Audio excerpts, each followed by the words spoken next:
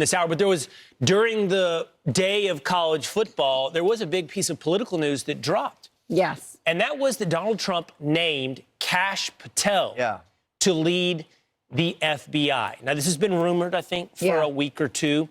And there was already some hyperventilating on the left about this potentiality because Kash Patel represents another disruptor added to the cabinet, which, Rachel, you referred to earlier this week in a conversation with me as shaping up to be the Justice League. Yeah.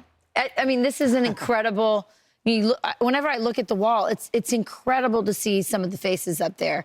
And Kash Patel is making so many of the right people nervous and uncomfortable and unhappy that you just got to believe this is the right guy for the job.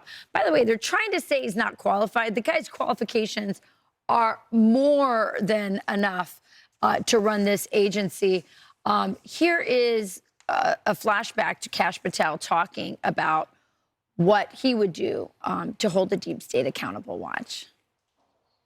You need a 24/7 declassification office, whatever you want to call it.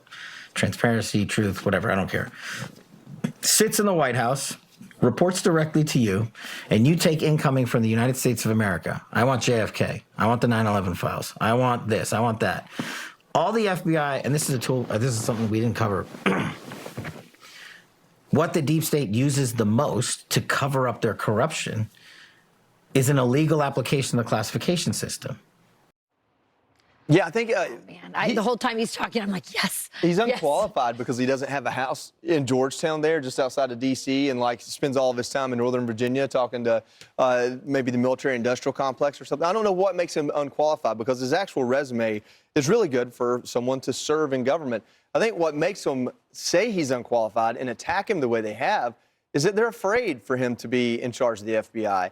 He's widely known as the author of the Devin Nunes memo, which was the beginning of exposing what most Republicans and certainly President Trump believes was the FBI targeting President Trump with the mostly bogus Ukraine investigation. When I say mostly bogus, so much of what they put forward, they didn't tell you how they got it, what it was for. They used the Steele dossier, and so much of that proved to be either outright false or malpractice in how they acquired it.